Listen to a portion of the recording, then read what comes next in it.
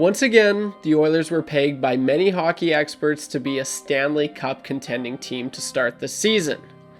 And once again, the Oilers disappointed. After their abysmal 4-6 start to the season, which saw them dead last in PK and also bottom 5 in the power play, their scoring was down, their goaltending was also near the bottom, and actually it still is, but the Oilers have now won 7 of their last 8, including a huge 7-1 win over the best team in the NHL, the Minnesota Wild. I know it's only 7 of their last 8, but I really do think it's safe to say the Oilers are back.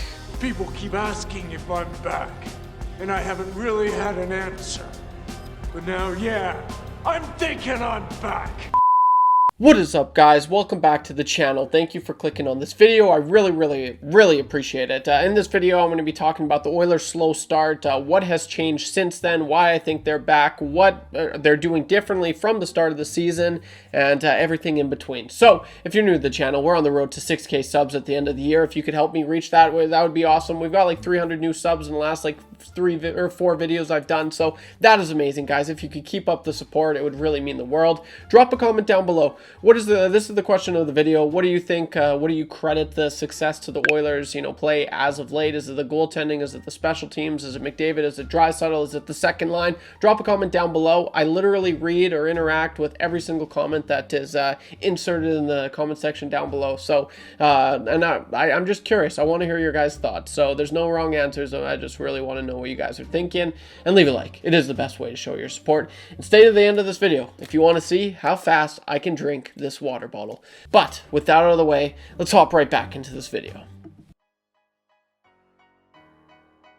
Okay, so first off, at the beginning of the year, honestly, why they sucked, I think the Stanley Cup slump was huge and it was overlooked, but it was overlooked by a lot of hockey experts. They're kind of just looking at the play, but it's like, why is their play bad? The last time the team really played was Game 7 of the Stanley Cup Finals, and all of a sudden you got preseason. You're like, are you getting up?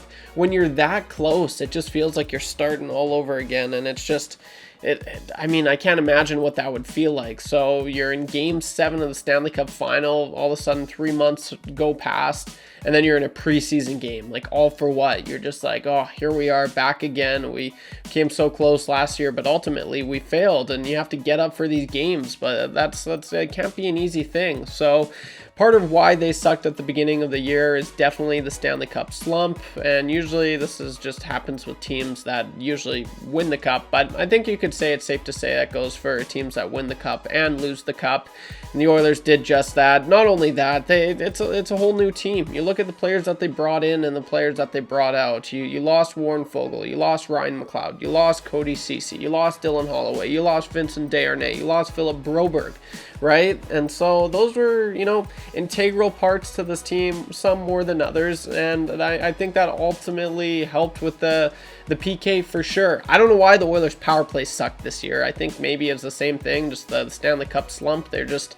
they're still thinking about being in the Stanley Cup Finals and whatnot. So I can't really speak for the power play, but for the penalty kill, you've got a lot of new players on the penalty kill, and you've got a lot of and it's vice versa. The Ryan McLeods, the Warren Foegels, those guys were on your PK, Vinny Desharnais, and they're not anymore. So you got new guys coming in to a whole new system, to a whole new roster, a whole new element. Obviously, their numbers are going to show that, yes, they did make some changes, and I think that was pretty evident with the numbers that you saw. It was atrocious, but since then, give it time, and that's exactly what they did. Their penalty kill in the last month is ranked first. So I know they've killed 26 of their last 29 penalty kills. So, I mean, they weren't doing that at all. The first 10 games of the season, I think they only killed, there was like 2 games that they killed a penalty off. Like, it was just atrocious watching them. So special teams had a lot to do with it, and now their special teams is special teams of old, like in the playoffs last year. And I'm sorry, I'm going to reference the team a lot as it was last year, but it's just because that's what, that's what I expect. That's what you expect this team to be this year. So the special teams is back, and thank God, because the penalty kill was bad, but the power play was just as bad, and it was honestly honestly, just one of those things. It didn't make sense because historically speaking, it was the best power play to ever go on the ice, and they sucked this year. They sucked so bad. Everything was off. The skating was off. The passing was off. The finishing was off. And that kind of leads to my next, reason why they sucked at the beginning of the year. They just couldn't freaking get a goal, and they couldn't save a goal.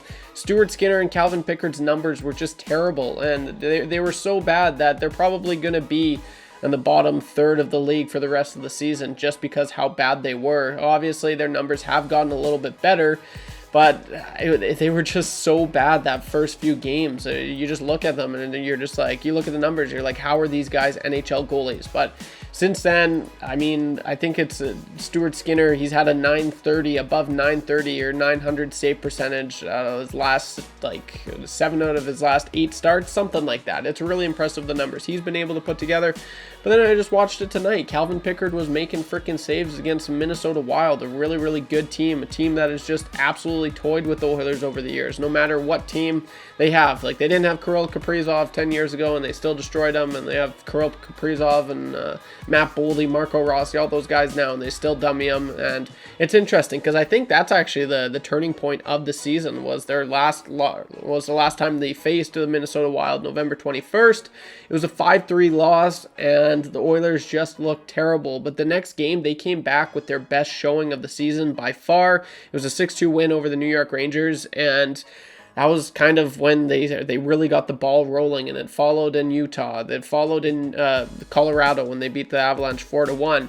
They couldn't get a goal in the Golden Knights. They lost 1-0, but that was their last loss. They won 6-3 over the Blue Jackets, 4-2 over the Blues, 2-1 over the Lightning, and tonight 7-1 over the Wild. So, like I said, they're getting saves now, timely saves. The goalies are showing up. The team defense as a whole is also showing up, and they're looking really, really good. No one is talking about Darnell Nurse and how insane he's been over the last little bit, which has been nice because I couldn't go another freaking season without with all the Nurse hate and, quite frankly, the Stuart Skinner hate.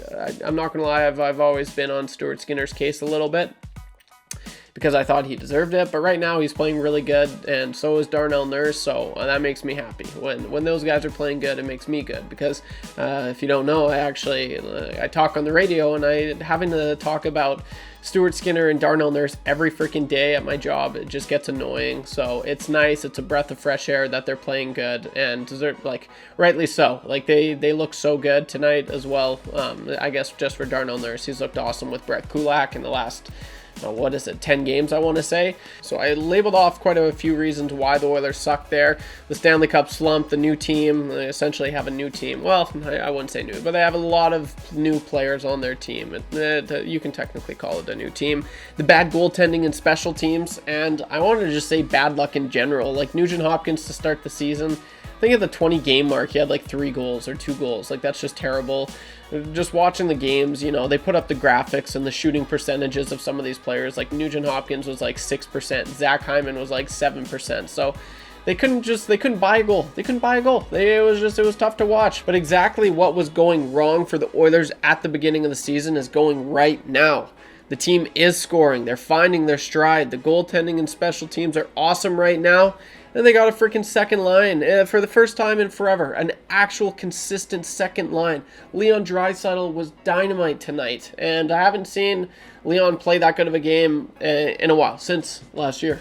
No, but all jokes aside, it was cool to see what he was able to do. He looked so good. He was so calm. He just slows the game down. He just slows the game down, and it's so exciting to watch. Who'd have thunk it? Vasily Podkolzin and Kasperi Kapanen. Those guys are the answers. Kasperi Kapanen's got some wheels, and he's a smart player. He's got a good shot. I like what he brings to that line, and Vasily Podkolzin, he's physical, and he just seems to do everything right. He really reads Leon's game well. They complement each other quite a bit. Leon Draisaitl, the best line I think without McDavid he's ever had was Nugent Hopkins and Kyler Yamamoto, and that was 4 years ago now, but it was insane to watch. That was one of the best lines in all of hockey at the time, and then COVID happened, and then they just never found their groove, which sucked. But I think Vasily Podkolzin and Kyler Yamamoto's games are very similar in a sense, but Vasily Podkolzin's way more of a grinder and just someone I'd rather the Oilers have. No disrespect to Kyler Yamamoto, but he's got the size. I think he's a little bit smarter. He's got a heavier shot, and all in all, it just works. It works a lot, and that second line is really, really working.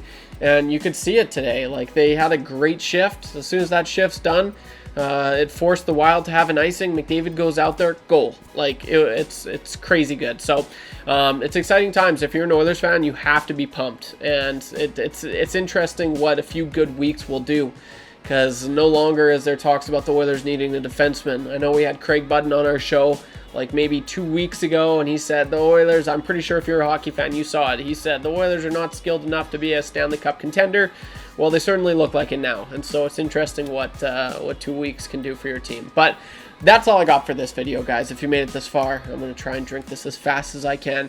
But thanks for all the continued support, guys. 6K subs at the end of the year. Can we do it? Oh, I would really, really, oh, please, please. I hate asking, but if you guys do it, then I won't ask, okay? It's going to be 6K, 7K. Let's go, baby. I'd really appreciate that. Drop a comment down below. Leave a like. It's the best way to show your support. And let's give this a go. I've never done this before. How fast do you think it is? Okay, so I'm going to start in 5 seconds.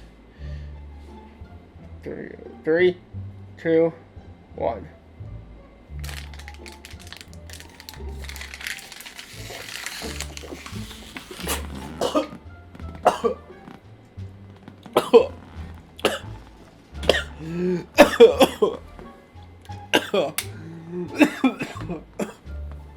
I don't feel good. I didn't even finish. Anyway, that's all I got for this video. Take her easy. See you in the next one. Don't be average when you can be above. When you can be above average. Peace.